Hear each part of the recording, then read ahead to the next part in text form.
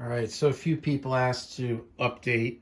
Yeah, so here it is. So guitars. I mean, just the same stuff. Les Paul, Telly. Most of these guitars I've had for a long time. Some of them a very long time.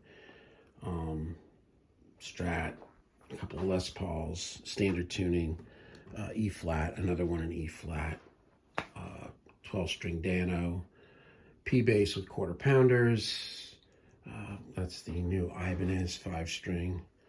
That thing is nice. And then Martin and Taylor.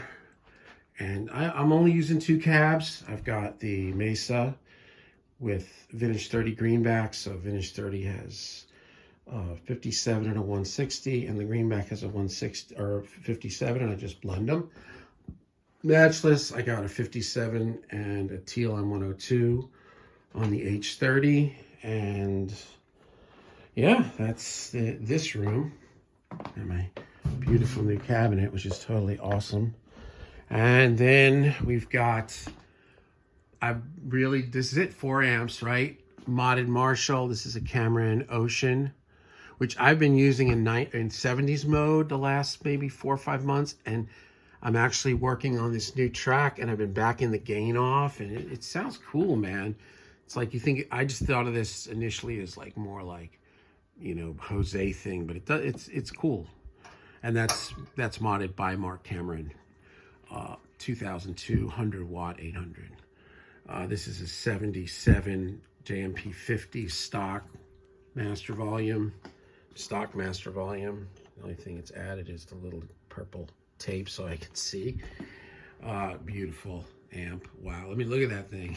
You see the lower, but this thing's like brand new. It's crazy. Yeah, that thing is what, I don't know, 45 years old or something. Multi-watt dual rec, a 2012 Matchless C30. And this is really my jam. I mean, maybe there'd be something that'd be fun to have, but this is really what I use mostly, like for the most part. And then I also use the FM9, Axe-Fx. And the pedal board is, I've got a few other pedals down there, but this is the main thing that I'm using.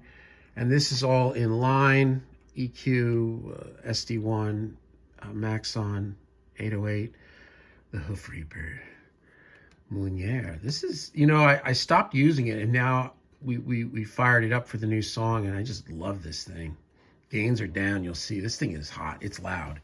And then they go into the Strymon El Cap. So this would be like if I could run this in front of the amp, put a little overdrive on or EQ and a little bit of delay.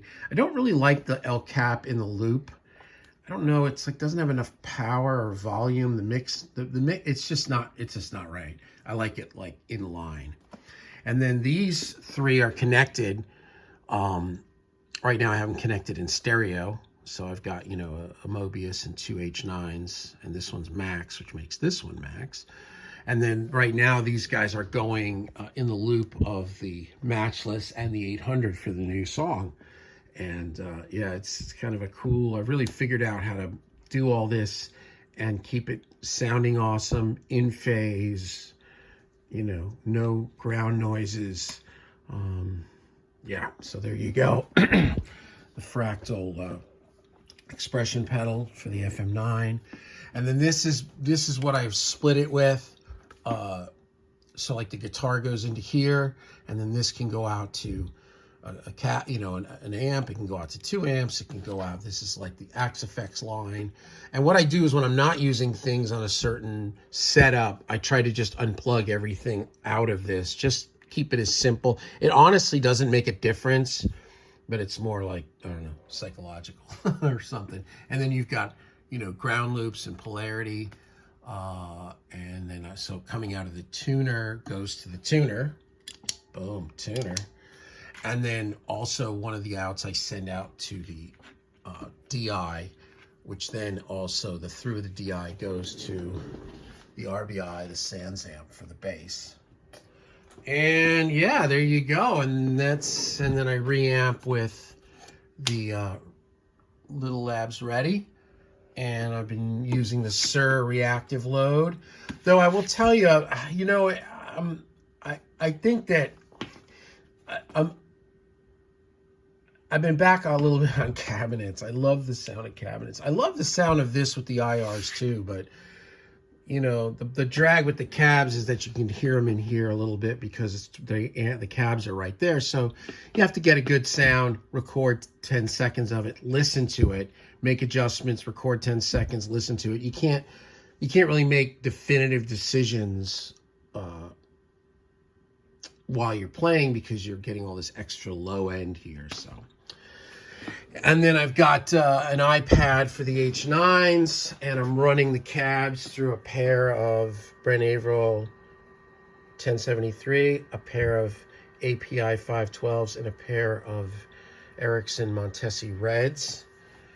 And my monitors are the Adams A77Xs. And then, you know, I've got distressors. I don't really use them. Maybe I should. Maybe on this next thing I'll run them through the distressors, and you know, because they do sound great. And then my primary input is the Burrow B2, and it just sounds killer. And then also I only really use the GML when tracking vocals. That's it, and I just tap it. It's, you know, it's nothing critical either way. But there you go. And then, you know, whatever, Avocet and all that stuff. And then here's the new baritone. I love this guitar, man. I love this guitar. It's the you know, the Gretsch baritone, and that's what's going to be on the new song. And here's my other Gretsch. Look at that, 2 Gretches. And my P90 guitar's in the house because I'm giving my son guitar lessons, and I've been shocked at his aptitude for it. You know, he's wicked smart, and he's got like that steel trap memory. So you just tell him something, and then like he just knows it. Like there's no like, oh, what? Well, I forgot that. There's none of that. He just knows it. And he's got great genetics. He's got like strong, long fingers, kind of, you know, that kind of thing. And you know, his dad's a shredder.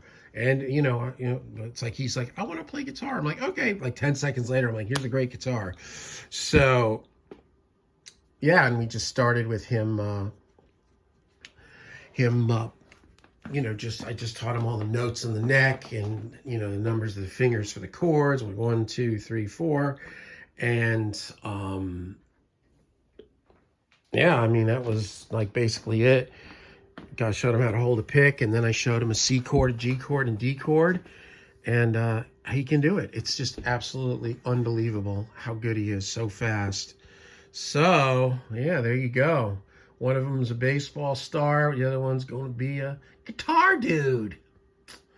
There it is. Last day of All-Star Baseball. I got my mother-in-law in town. We're all going to church now, and then we're going to go see Jake play the last tournament of the summer. Today's the last day, so, yeah, he'll be manning first base, and I hope you guys enjoyed this. I haven't been in here for 2 days. I was very burned out. I was exhausted, and I just took some time and, you know, focused on my kids. And I don't know. It was like I needed some personal time and time with the family, and my wife was off work, and we just spent a lot of time together, and it was just really nice. Balance, right? Balance. You know, we got to use these distressors, man. That's just drop dead, yo. Yeah. Let me know if you have any questions.